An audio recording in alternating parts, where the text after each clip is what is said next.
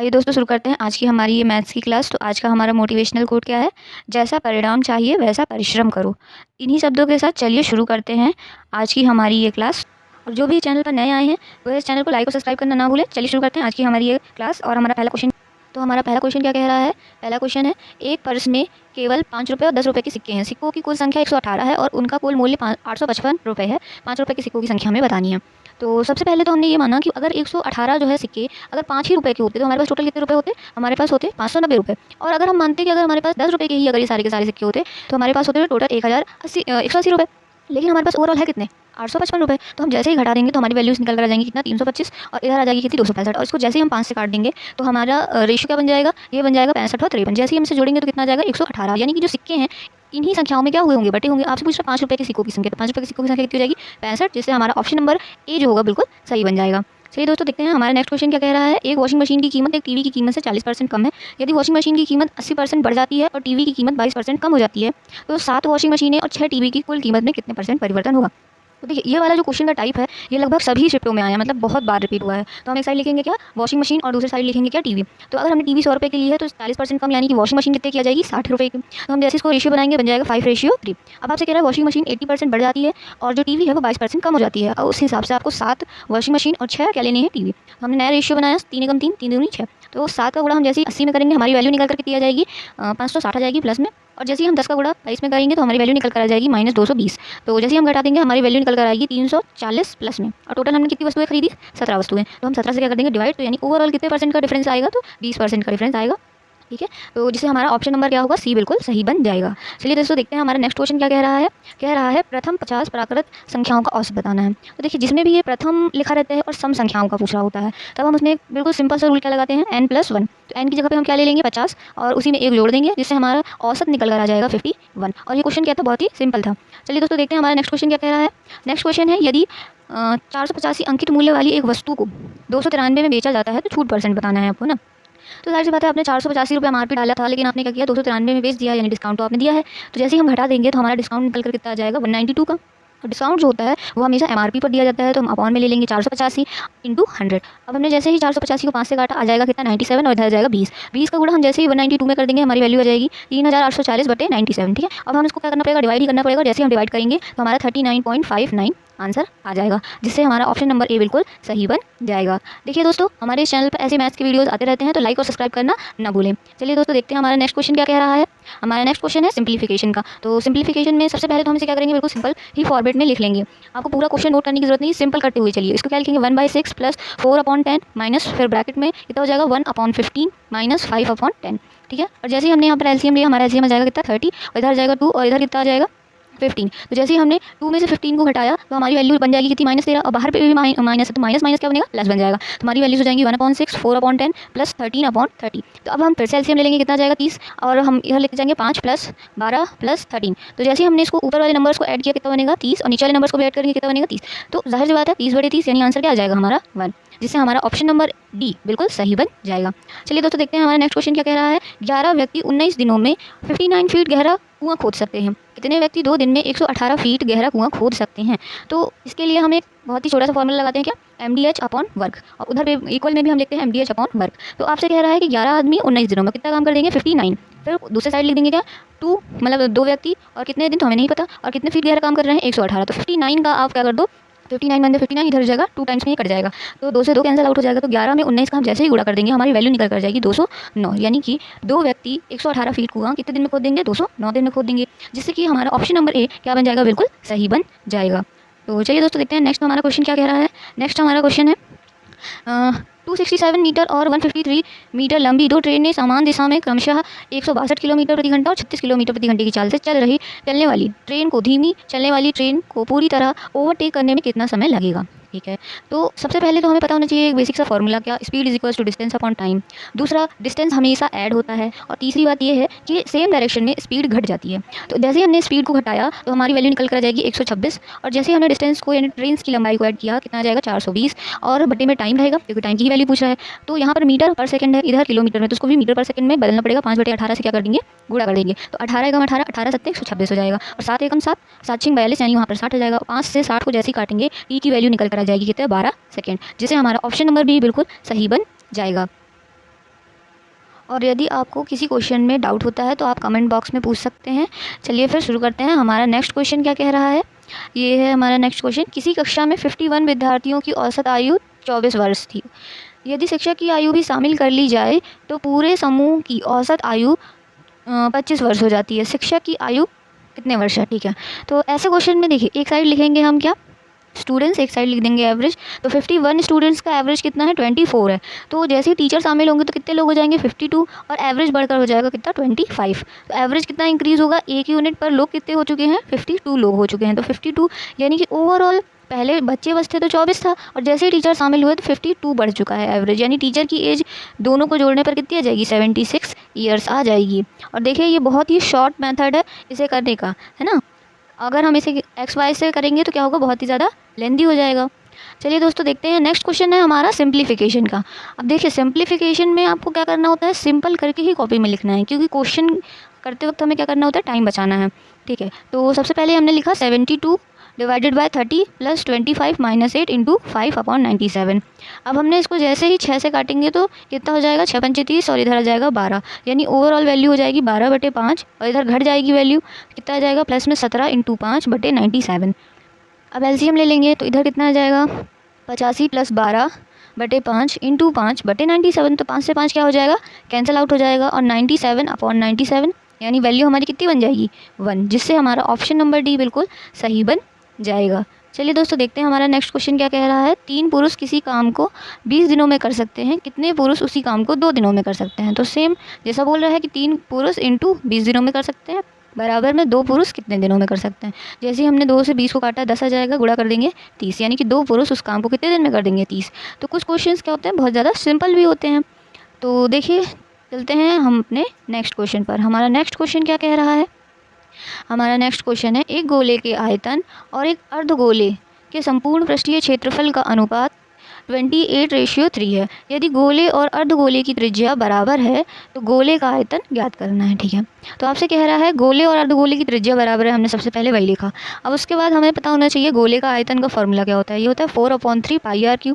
फिर अर्धगोले का संपूर्ण पृष्ठीय क्षेत्रफल का फॉर्मूला होता है 3πr स्क्वायर होता है। ठीक है, तो इधर वैल्यूज़ कितनी आ जाएंगी? 28, और इधर हो जाएगा 3। तो हमने जैसे ही आर से हम क्या करेंगे? आर स्क्वायर से आर क्यू को काटेंगे, ऊपर क्या बच जाएगा? केवल आर।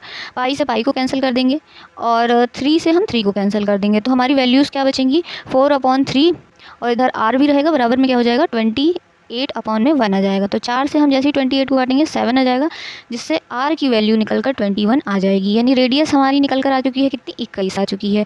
ठीक है, तो अब आपसे पूछ रहा है कि गोले का आयतन बताओ। तो गोले का आयतन होता है 4/3 πr3। तो हमने लिखा 4/3, पाई की जगह पे 22/7, और रेडियस की जगह पे हम क्या लिखेंगे? 21 इंटू 21 इंटू 21। अब 21 से हमने 21 को काट दिया। अब ऊपर आ जाएगा 88 इंटू 441। ठीक है, तो जैसे ही हम मल्टीप्लाई कर देंगे हमारी वैल्यू निकल कर आ जाएगी 38,808। ठीक है, जिससे हमारा ऑप्शन नंबर डी बिल्कुल सही बन जाएगा। और यदि वीडियोस से आपको थोड़ी भी मदद मिलती है तो लाइक करना ना भूलें, इससे हमें बहुत मोटिवेशन मिलता है। चलिए दोस्तों देखते हैं अब हमारा नेक्स्ट क्वेश्चन क्या कह रहा है। हमारा नेक्स्ट क्वेश्चन है, अनमोल और आयुषी ने मिलकर एक व्यवसाय में कितना 46,600 रुपये का निवेश किया। वर्ष के अंत में 7,500 के कुल लाभ में से अनमोल का हिस्सा क्या था? अनमोल का हिस्सा है 2700 रुपये का। तो अनमोल का निवेश कितना था? तो इसके लिए हम सबसे पहले तो एक बेसिक सा फॉर्मूला P=C/T, यानी profit to capital into time का यूज़ करेंगे। टोटल प्रॉफिट था हमारा 7,500, जिसमें से अनमोल का हिस्सा निकाल देंगे तो जाहिर सी बात है आयुषी का प्रॉफिट निकल आएगा कितना? 4800। तो एक साइड लिखेंगे अनमोल और एक साइड लिख देंगे आयुषी, फिर लिख देंगे 2700 और इधर लिख देंगे 4800। टाइम नहीं दिया यानी 1 ईयर, 0 से 0 कैंसिल हो जाएगा, और 3 से हम जैसे काटेंगे यहाँ वैल्यूज़ आ जाएंगी 9, और इधर आ जाएगा 16। तो ओवरऑल 25 यूनिट का निवेश किया। 25 यूनिट बराबर कितनी वैल्यू दी हुई है हमें? 46,600 दी हुई है। आपसे अनमोल का हिस्सा पूछ रहा है तो 9 यूनिट की वैल्यू निकाल देंगे। जैसे ही हम 25 से इसको काटेंगे हमारी वैल्यू निकल कर आ जाएगी 1,864, जिसका हम गुणा कर देंगे 9 में, जिससे हमारा आंसर क्या बन जाएगा? 16,776, यानी ऑप्शन नंबर बी बिल्कुल सही हो जाएगा। चलिए दोस्तों देखते हैं हमारा नेक्स्ट क्वेश्चन क्या है। यदि 32 और 24 का तृतीय अनुपात x है तो x का मान बताना है। तो तृतीय अनुपात निकालने के लिए एक बहुत ही बेसिक से फॉर्मूले का यूज़ करते हैं, क्या? b²/a। ठीक है, तो पहले वाले नंबर को हमने a माना और दूसरे वाले नंबर को b माना। ठीक है, फिर 24 × 24 अपॉन में क्या हो जाएगा? 32। हमने 8 से काटा तो 8 चौके 32, यहाँ 8 तियाँ 24 हो जाएगा। 4 से काटेंगे, 4 छीं 24। जैसे ही हम मल्टीप्लाई कर देंगे एक्स की वैल्यू निकल कर आ जाएगी कितनी, 18, जिससे हमारा ऑप्शन नंबर ए बिल्कुल सही बन जाएगा। तो चलिए दोस्तों देखते हैं हमारा नेक्स्ट क्वेश्चन क्या कह रहा है। हमारा नेक्स्ट क्वेश्चन है ए, बी और सी एक काम को 3, 8 और 24 दिनों में पूरा कर सकते हैं। एक साथ काम करते हुए उसी काम का 3 गुना काम उन्हें कितने समय लगेगा पूरा करने में। ठीक है, तो सबसे पहले तो हमने लिखा और लिखने के बाद सबसे पहला स्टेप एलसीएम लिया, कितना आ गया 24। तो हमारी एफिशिएंसी निकल कर आ जाएगी 8, 3 और 1, और तीनों मिलकर करेंगे तो जाहिर सी बात है ओवरऑल 8, 3 और 1 मिलाकर कितना 12 यूनिट काम कर देंगे। और टोटल वर्क था कितना 24, और टोटल वर्क का भी आपको कितना करना है 3 गुना। तो 12 एकम 12, 12 दूनी 24, तो 2 का गुणा जैसे ही हमने 3 में किया हमारा आंसर बन जाएगा 6 डेज़, जिससे हमारा ऑप्शन नंबर बी बिल्कुल सही बन जाएगा। चलिए दोस्तों देखते हैं हमारा नेक्स्ट क्वेश्चन क्या कह रहा है। एक व्यक्ति अपनी आय के 60% की बचत करता है, उसका व्यय 440 है, तो उसकी आय ज्ञात कीजिए। ठीक है, तो सबसे पहले हमने माना कि अगर कोई व्यक्ति 100 रुपये कमा रहा है तो जाहिर सी बात है मतलब 60% क्या कर रहा होगा, बचत कर रहा होगा। तो जाहिर सी है 40% क्या कर रहा होगा, बचा रहा होगा। 40% बराबर कितना दिया हुआ है, 440 दिया हुआ है। तो आपसे क्या पूछ रहा है, 100% की वैल्यू पूछ रहा है। तो 0 से 0 कैंसिल कर देंगे और 4 से 44 को काटेंगे, आ जाएगी वैल्यू कितनी 11। तो 100 का जैसे ही गुणा कर देंगे तो आय निकल कर आ जाएगी कितनी 1100 रुपये। ठीक है, चलिए दोस्तों देखते हैं नेक्स्ट हमारा क्वेश्चन क्या कह रहा है। X square plus 1 is equals to 2x बराबर है, तो x की पावर 4 माइनस 1 निम्नलिखित में से किसके बराबर होगा। इसमें देखिए आप क्या कर सकते हो, x की वैल्यू पुट करके देख सकते हो या फिर इसे क्या करें सॉल्व करें। तो हमने x की वैल्यू 1 पुट कर दी, अगर 1 रखेंगे तो क्या बनेगा 1 का square plus 1 is equals to 2 into 1। तो जाहिर सी बात है लेफ्ट हैंड साइड और राइट हैंड साइड 2 और 2 आ गए, यानी कि ये प्रूफ हो चुका है। तो हमने क्या करना है, x की जगह पे 1 पुट कर देना है, वहाँ पर भी 1 माइनस 1 कर देंगे, जिससे हमारा आंसर बन जाएगा कितना 0, यानी ऑप्शन नंबर सी बिल्कुल सही बन जाएगा। आइए दोस्तों आगे बढ़ते हैं। हमारा नेक्स्ट क्वेश्चन क्या कह रहा है। नेक्स्ट क्वेश्चन है डेल लिखा हुआ है PMN में एंगल P जो दिया हुआ है 76 डिग्री दिया हुआ है। M और N एक बाह्य कोण के समद्विभाजक एक बिंदु O पर प्रतिच्छेद करते हैं, तो एंगल MON का अंश में माप कितना है। ठीक है, तो इसमें आपको क्या बता रहा है, बाह्य कोण के बारे में बता रहा है। तो सबसे पहले तो हमने एक त्रिभुज बनाया क्या PMN, और एंगल P जो दिया हुआ है कितना 76 डिग्री। अब उसका बाह्य कोण बनाया जो कि O पर मिलता है, तो वहाँ पर कितना कोण बन रहा है, मान लिया कि थीटा कोण बन रहा है। तो बाह्य कोण निकालने का फॉर्मूला क्या होता है 90 माइनस A/2, यहाँ कितना हो जाता है थीटा, बराबर में क्या आ जाता है थीटा। तो 90 माइनस 76/2 बराबर थीटा, तो 90 माइनस 38 बराबर थीटा हो जाएगा। तो 38 जैसे ही कम कर देंगे हमारी वैल्यू थीटा की निकल कर जाएगी 52 डिग्रीज, जिससे हमारा ऑप्शन नंबर बी बिल्कुल सही बन जाएगा। चलिए दोस्तों देखते हैं हमारा नेक्स्ट क्वेश्चन क्या कह रहा है। कॉस थीटा बराबर 5/13 दिया हुआ है, तो अपन को अंडर रूट में 1 minus sine theta upon 1 plus sine theta का मान ज्ञात करना है। तो सबसे पहले हम वही लिखेंगे क्या, लाल बटे कक्का। उसके बाद लिखने के बाद हमें पता है कि आधार और कर्ण जो होता है वो कॉस थीटा की वैल्यू होती है। तो लंब कितना बन जाएगा 12 ट्रिपलेट के अकॉर्डिंग, है ना। तो नेक्स्ट हमारी वैल्यू आ जाएगी रूट के अंदर 1 माइनस लंब बटे कर्ण, बटे में क्या आ जाएगा 1 प्लस लंब बटे कर्ण। तो हम यहाँ वैल्यू पुट कर देंगे रूट के अंदर 1 माइनस 12/13, 1 प्लस 12/13। एलसीएम ले लेंगे, हमारी वैल्यू कितनी आ जाएगी 1/13 इंटू 13/25। तो 13 से 13 क्या हो जाएगा कैंसल, तो अंडर रूट के अंदर वैल्यू बचेगी 1/25। तो रूट से जैसे ही वैल्यू बाहर आएगी हमारा आंसर क्या बन जाएगा 1/5, जिससे ऑप्शन नंबर डी बिल्कुल सही बन जाएगा। चलिए दोस्तों देखते हैं हमारा नेक्स्ट क्वेश्चन क्या कह रहा है। हमारा नेक्स्ट क्वेश्चन है 6500 रुपये की राशि पर वार्षिक रूप से संयोजित क्या है 20% चक्रवृद्धि ब्याज की दर से वर्षों में प्राप्त मिश्रित धन बताना है। ठीक है, तो इसके लिए हमें सबसे पहले तो एक रेशियो पता होना चाहिए 2:1। अब आपसे कह रहा है 6500 का 20%, तो निकालेंगे तो 0 से 0 कैंसिल हो जाएगा, वैल्यू हो जाएगी कितनी 1300। तो इसमें किसका गुणा कर देंगे 2 का गुणा करेंगे, जैसे ही 2 का गुणा करेंगे वैल्यू हो जाएगी कितनी 2600। ठीक है, तो अब इस 1300 का भी हम क्या निकालेंगे 20%, क्योंकि चक्रवृद्धि ब्याज पर क्या करते हैं ब्याज के ऊपर ब्याज लगता है। तो वैल्यू हो जाएगी कितनी 260, इसमें किसका गुणा करेंगे 1 का, यानी ओवरऑल हमारा ब्याज निकल कर आ जाएगा 2860 रुपये। तो जो अमाउंट होता है वो CI और प्रिंसिपल का जोड़ होता है। तो हमने लिखा CI की जगह पर कितना 2860 और 6500 दोनों को ऐड कर देंगे, हमारा अमाउंट कितना निकल कर आ जाएगा 9360, जिससे हमारा ऑप्शन नंबर सी क्या बन जाएगा बिल्कुल सही बन जाएगा। तो चलिए दोस्तों देखते हैं नेक्स्ट हमारा क्वेश्चन क्या कह रहा है। नेक्स्ट हमारा क्वेश्चन है एक त्रिभुजाकार मैदान जो कि 42 सेंटीमीटर 34 सेंटीमीटर और 20 सेंटीमीटर है। इससे लंबी भुजा संगत लंब की लंबाई बताना है, यानी कि जो सबसे लंबी भुजा है उससे अपन को क्या बतानी है, उसकी ऊंचाई बतानी है। ठीक है, तो इसके लिए हम सबसे पहले तो हेरॉन्स फार्मूले का यूज़ करेंगे। हेरॉन्स फार्मूला क्या होता है, अंडर रूट के अंदर एस, एस माइनस ए, एस माइनस बी और एस माइनस सी। ठीक है, तो एस की वैल्यू सभी भुजाओं को जोड़ देंगे और 2 से भाग कर देंगे, तो 96/2 वैल्यू कितनी आ जाएगी 48 लिखेंगे, मतलब रूट के अंदर लिख देंगे कितना 48 इंटू 6 इंटू 14 इंटू 28। और इनको जैसे ही हम रूट से बाहर करेंगे हमारी वैल्यूज आ जाएंगी 4 इंटू 2 इंटू 7 इंटू 3। इस साइड लिख देंगे 1/2 और इन सभी में से सबसे बड़ी भुजा क्या है 42 है, 1/2 इंटू 42 इंटू एक्स, उसकी हाइट हमें नहीं पता। ठीक है, तो 2 से हमने जैसे 42 को काटा, यहाँ वैल्यू हो जाएगी कितनी 21। ठीक है, और इधर पे भी 21 से 21 कैंसिल, तो हमारी वैल्यू यानी हाइट निकल कर कितनी आ जाएगी 16 सेंटीमीटर, जिससे हमारा ऑप्शन नंबर बी बिल्कुल सही बन जाएगा। फ्रेंड्स, यदि आपको वीडियो की क्वालिटी और आपकी ज्योति मैम की मेहनत पसंद आती है तो वीडियो को लाइक और शेयर ज़रूर करें और कमेंट में अपना फीडबैक भी दें कि आपको वीडियो कैसी लगती है। चलिए दोस्तों शुरू करते हैं हमारा नेक्स्ट क्वेश्चन। तो हमारा नेक्स्ट क्वेश्चन क्या कह रहा है 4 बच्चों आई, जे, के और एल की औसत आयु 9 वर्ष है और आई, जे, एल, एम की औसत आयु 12 वर्ष है, के की आयु 5 वर्ष है, तो एम की आयु कितने वर्ष है। तो सबसे पहले हमने लिखा कि आई, जे और के, एल कितने लोग हो गए 4 लोग, और इनकी एवरेज एज कितनी दी हुई है 9 साल दी हुई है। फिर आपसे कह रहा है कि के जो है वो कितने साल का है 5 साल का, तो हमने सबसे पहले लिखा कि आई, जे, के और एल है ना, तो ओवरऑल ये लोग कितने साल के हो जाएंगे 36 साल के, जिसमें से के अगर 5 साल का है तो आई, जे और एल कितने साल के निकल कर आ जाएंगे 31 ईयर्स के निकल कर आ जाएंगे। फिर हमसे कह रहा है आई, जे, एल, एम ये भी 4 लोग हैं और इनकी एवरेज कितनी दी हुई है हमें 12 दी हुई है, तो आई, जे, एल, एम की एज टोटल कितनी आ जाएगी 48 ईयर्स। तो हमें जाहिर सी बात है आई, जे और एल की एज तो ऑलरेडी पता है कितने साल 31 ईयर्स, तो हम 48 में से 31 को क्या कर देंगे माइनस कर देंगे जैसे ही, तो एम की एज निकल कर आ जाएगी 17 ईयर्स, जिससे हमारा आंसर ऑप्शन नंबर बी बिल्कुल सही बन जाएगा। चलिए दोस्तों हम देखते हैं हमारा नेक्स्ट क्वेश्चन क्या कह रहा है। एक वस्तु को 29% की छूट पर बेचने के बाद प्राप्त लाभ प्रतिशत 4% है, ये तो वस्तु का मूल्य कितने प्रतिशत बढ़ाकर अंकित किया गया है। ठीक है, तो इसके लिए हम एक बेसिक सा कॉन्सेप्ट लगाते हैं, क्रय मूल्य और एमआरपी के बीच में रेशियो बनाते हैं। तो क्रय मूल्य में से डिस्काउंट को घटा देते हैं और एमआरपी में से प्रॉफिट को ऐड कर देते हैं, तो हमारी वैल्यू आ जाएगी कितनी 71 और आ जाएगी 104, तो दोनों का डिफरेंस कितना आ जाएगा निकल कर 33। और आपसे पूछ रहा है कि आपने कितना एक्स्ट्रा अंकित किया है ना, तो एमआरपी को लिखेंगे कॉस्ट प्राइस को लिखेंगे नीचे इंटू 100।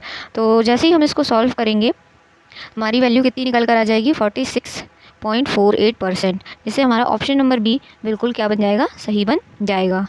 जिन स्टूडेंट्स के एनटीपीसी अंडर ग्रेजुएट एग्ज़ाम देने हैं तो उनके लिए भी ये क्लास बहुत इंपॉर्टेंट होने वाली है। तो चलिए फिर देखते हैं हमारा नेक्स्ट क्वेश्चन क्या कह रहा है। हमारा नेक्स्ट क्वेश्चन है 84 किलोमीटर प्रति घंटे की चाल से चल रही एक रेलगाड़ी पी समांतर पटरियों पर समान दिशा में 54 किलोमीटर प्रति घंटे की चाल से चल रही है। 447 मीटर लंबी रेलगाड़ी क्यू को 4 मिनट में पूरी तरह पार कर लेती है। रेलगाड़ी पी को विपरीत दिशा में 87 किलोमीटर की चाल से चल रही 287 मीटर लंबी रेलगाड़ी आर को पूरी तरह पार करने में कितना समय लगेगा।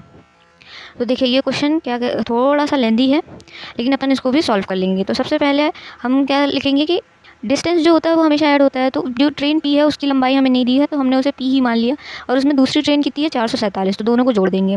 अब आपसे कह रहा है सेम डायरेक्शन में चल रहा है, तो सेम डायरेक्शन में चाल हमेशा क्या हो जाती है घट जाती है, तो घटने के बाद चाल कितनी आ जाएगी हमारी 30 किलोमीटर प्रति घंटा, तो उसको मीटर पर सेकेंड में बदलने के लिए 5/18 से गुणा कर देंगे, और टाइम की जगह पर हमें दिया हुआ है मिनट, तो पॉइंट अलग करेंगे तो ऊपर 10 से गुणा हो जाएगा, और हमें मिनट में नहीं टाइम किस में चाहिए होगा सेकंड में चाहिए होगा, इसलिए हम जो है 60 का गुणा कर देंगे 45 में, 0 से 0 कैंसिल हो जाएगा, और हम जैसे ही 6 से काटेंगे तो 6 × 18 और 6 पंचे क्या बन जाएगा 30।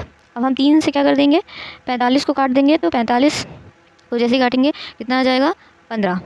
तो अब इस 15 का यहाँ पर जैसे ही हम गुणा करेंगे तो हमारी वैल्यू कितनी आ जाएंगी 2250 माइनस 447, तो उससे हमें पी की वैल्यू मिल जाएगी कितनी 1803 मिल जाएगी है ना। तो ये जो होगी वो ट्रेन पी की लंबाई होगी क्या। अब आपसे कह रहा है कि ट्रेन पी भी होनी चाहिए और एक और ट्रेन है जिसकी लंबाई कितनी दी हुई है 287, तो दोनों को हम ऐड कर देंगे, ओवरऑल डिस्टेंस कितना हो गया 2090। टाइम हमें नहीं पता और आपसे कह रहा है विपरीत डायरेक्शन में चल रही है, तो उन दोनों ट्रेन की स्पीड को ऐड कर देंगे तो आ जाएगी वैल्यू 171, तो हम इसको 19 से काट देंगे। 19 नंबर 171 होता है और 19 से जैसे इस नंबर को काटेंगे 110 बार में कट जाएगा। फिर 5 से जैसे 110 को काटेंगे आ जाएगा कितना 22 और 9 एकम 9 9 दूनी 18। तो 2 का गुणा हम जैसे ही 22 में कर देंगे हमारा आंसर क्या बन जाएगा 44 सेकेंड्स बन जाएगा, जिससे हमारा ऑप्शन नंबर ए बिल्कुल सही हो जाएगा। तो चलिए दोस्तों देखते हैं हमारा नेक्स्ट क्वेश्चन क्या कह रहा है। मोहन एक घड़ी 460 रुपये में ख़रीदता है और उसे 483 रुपये में बेच देता है, उसका लाभ प्रतिशत ज्ञात कीजिए। तो जाहिर सी बात है, आपने 460 रुपये में ख़रीदा है कोई सामान और आपने 483 रुपये में अगर उसे बेचा तो आपने कितने रुपए का प्रॉफिट कमाया है 23 रुपये का। और प्रॉफिट और लॉस हमेशा किस पर देखा जाता है कॉस्ट प्राइस पर। कॉस्ट प्राइस रख देंगे नीचे कितना 460 इंटू 100। 0 से 0 कैंसिल कर देंगे तो 23 एकम 23, 23 दूनी 46 होता है। 2 एकम 2, 2 पंजे 10। तो ओवरऑल आपको कितना परसेंट का प्रॉफिट होगा 5% का, जिससे हमारा ऑप्शन नंबर सी बिल्कुल सही बन जाएगा। चलिए दोस्तों देखते हैं आज का हमारा ये लास्ट क्वेश्चन क्या कह रहा है। 2/60 का कितना प्रतिशत 1/20 होता है ना। तो सबसे पहले लिखेंगे 2/60 का x%, तो परसेंट का साइन अलग करेंगे अपॉन में 100 बराबर 1/20 होता है। तो सबसे पहले 20 एकम 20, 20 पंचे 100, फिर 2 एकम 2 और 60 को काटेंगे आ जाएगा 30। तो दोनों को गुणा कर देंगे, x की वैल्यू निकल कर जाएगी 150%, जिससे हमारा ऑप्शन नंबर सी बिल्कुल सही बन जाएगा। और ऐसी ही मैथ्स की वीडियोस देखने के लिए हमारे चैनल को लाइक और सब्सक्राइब करना ना भूलें। Thank you.